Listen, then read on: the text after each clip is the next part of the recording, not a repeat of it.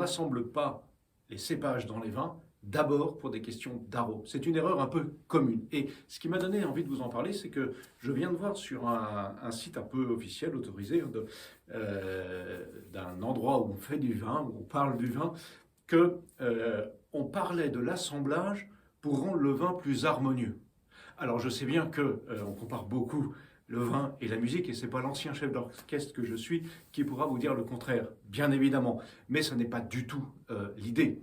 L'idée d'un assemblage, c'est de trouver l'équilibre. C'est ça qui est important. Vous savez, dans le vin, s'il est trop lourd, s'il est trop acide, s'il est trop tannique, s'il est trop rêche, ça ne va pas. S'il est trop alcooleux, on sent que quelque chose ne va pas. On cherche toujours l'équilibre. Et c'est un des critères pour dire qu'un vin est bon ou pas.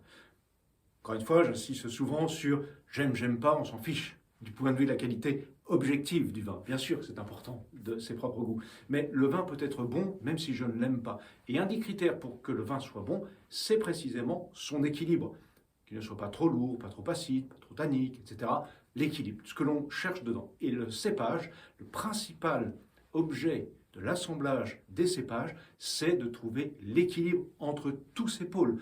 Certains cépages ont plus d'acidité, d'autres ont plus de tanin, d'autres sont soumis à différentes tensions. Il peut y avoir plus de lourdeur. Bref, ce que l'on fait, en fait, on va chercher, en assemblant les cépages, c'est typique dans le Bordelais, hein, avec les cépages Cabernet qui sont plutôt des cépages qui ont de la puissance, qui sont sur l'acidité pour certains. Puis le Merlot qui est plus souple, plus velours. On cherche à équilibrer ainsi les choses. C'est pour ça d'ailleurs au passage que les Graves ont plus d'austérité parce qu'ils ont une grande majorité, parfois exclusivement, de Cabernet, que les Saint-Émilion qui ont plus de Merlot. Donc voilà, l'assemblage, la première chose pour l'assemblage, c'est vraiment ça, c'est de trouver l'équilibre pour avoir un vin qui soit parfaitement équilibré entre tout ce que l'on recherche.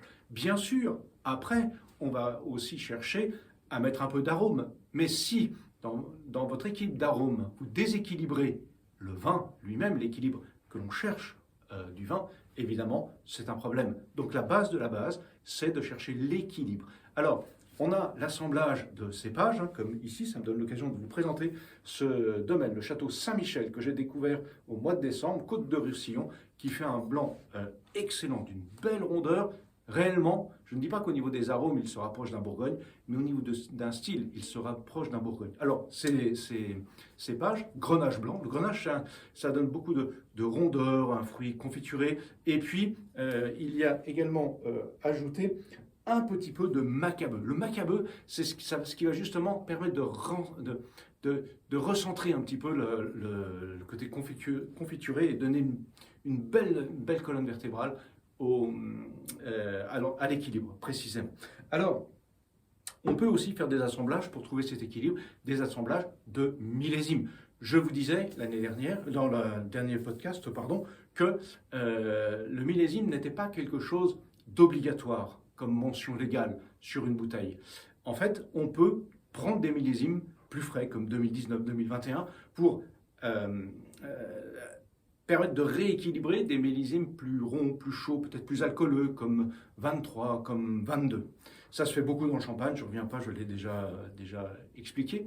Et puis, on peut aussi, on le fait beaucoup en Bourgogne, assembler des parcelles. Bourgogne, c'est le pinot noir, hein, quasiment monocépage, et quasiment partout sur la Bourgogne, hein, 98% peut-être, si on met un peu de César, un peu de Gamay ici ou là.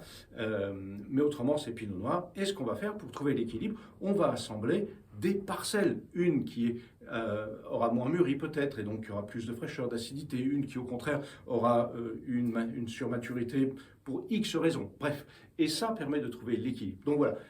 Évidemment, au final, on va chercher un vin harmonieux, mais harmonieux au sens équilibre, et équilibre de la structure même du vin avant de chercher l'équilibre aromatique. Voilà, j'espère que ce petit point de précision vous aura expliqué un petit peu le pourquoi du comment du cépage.